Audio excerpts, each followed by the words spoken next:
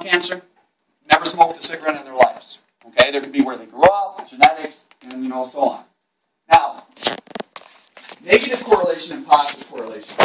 Positive correlation, you will look for a question that basically says this. As somebody studies, their grade point goes up. The more they study, the more their grade point goes up. Inverse relationship, or negative correlation, is opposites. The more you drink, the less you can remember. You see how I said that? One factor is going up, one factor is going down. Now, here's the one thing. On the day of the national exam, I'm going to show you some pictures that are famous that they'll put on it. There might be some diagrams. Basically, if you kind of want to look at this, and I know you have to imagine it. If you were to look at a positive correlation, it would be going this way.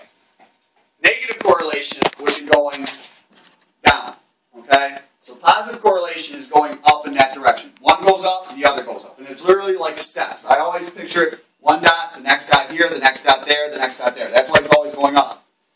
Look at what I said about negative correlation. Dot here, one goes down, one goes up, one goes down. They keep on going this way. Okay? And that's literally, I'm just going to have you make a visual in case they stick something like that on the national exam. Now, you're also going to get a question in the middle on correlational coefficient. This is going to be as simple as I stated. I'm going to say which one of the numbers listed below shows the stronger correlation. I'll have 0.85, I'll have 0.42, I'll have point, this, negative point this. What are you going to look for? Whatever closest to 1.0. Every national exam I looked at, there was one question that had that. And it's as long as you know the closest it is to 1, alright, the stronger the relationship, you'll get it right. Just like you're going to see an MA divided by CA times 100 question. As long as you know that formula, you will get it right. Okay? Now, confounding variables and experimental. There's 3 questions right here. Okay? You've got to know that experiment overall, here's one question, is the best type of setup for a cause-effect relationship. Simply X causes Y. How you're able to say X causes Y is simply this. You are testing that. You are testing it through manipulation of a variable, which is called the independent variable. Now, I always like to teach it very plain and simple. You get into the words like manipulation and all this other stuff, and people get confused. The bottom line is, when you guys make these little bets with your friends, whatever you're betting is your independent variable. If you say, like something like this, these shoes are going to make me run faster.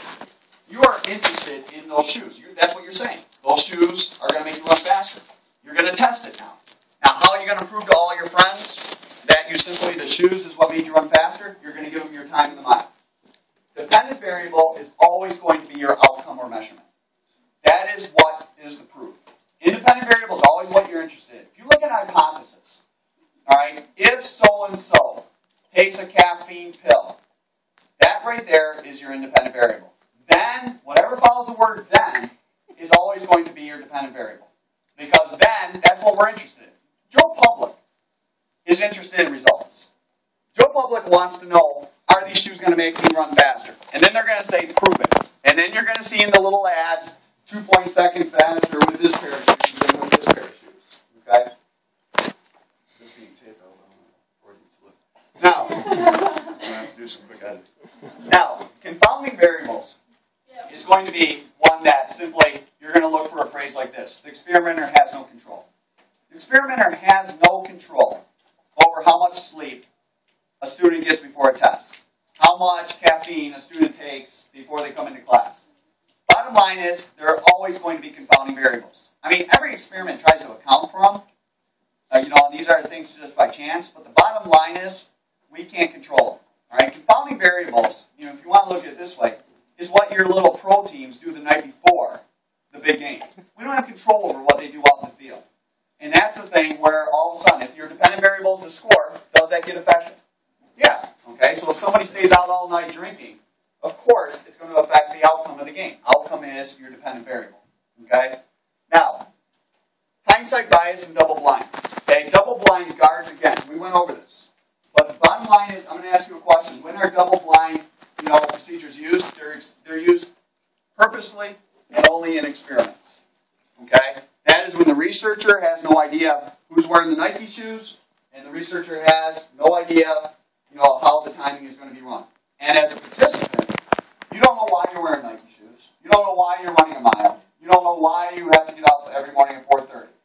Okay?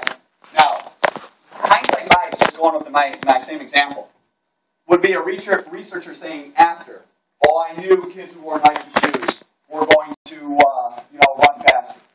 If that researcher did that, why it's a bias is basically they were aiming that way the entire time. Now, this is kind of close to self-fulfilling prophecy, all right? And now that we've learned all the terms, we can make connections here. Self-fulfilling prophecy is you are indirectly or directly living, your behavior or your thinking in a desired direction, right? Very similar to hindsight, okay? You basically knew the shoes were going to win, so you were paying attention to anything that was going to prove that, okay? Now, debriefing, the reason why I threw this on there, this was on an essay a couple years ago, and it's one of those words that haunts me, because I didn't really ever 100% address it. We went over it like some of the other stuff, but it wasn't ever highlighted, and it ended up being on an essay. Debriefing is, bottom line, is used for ethical principles in an experiment. You have to let people know why they were wearing Nike shoes, why they had to run this time, why they had to do this, why they had to eat this. You cannot simply say, hey, we'll let you know. If you had a participant say, well, why was my head shaved right here? You can't say, well, wouldn't you like to know? You can't do that, all right? You've got to tell them exactly why they were part of this experiment or why they were chosen and what were the outcomes. Now, biopsych is your definition check, okay?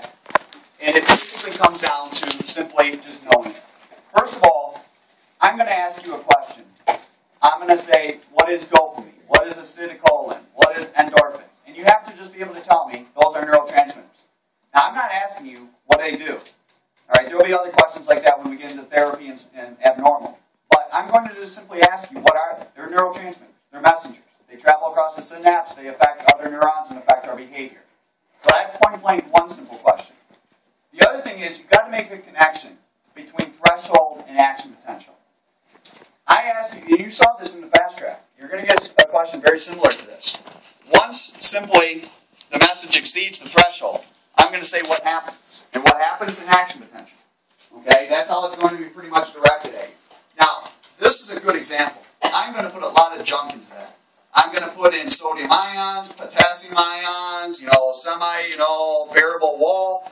All you're looking for is that those two words that's connected with a threshold, and that's action potential.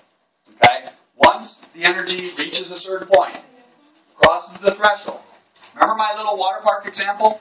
It's like literally, once you push through the turnstile, that's your threshold, right? Then you can go on the slide and go down the axon.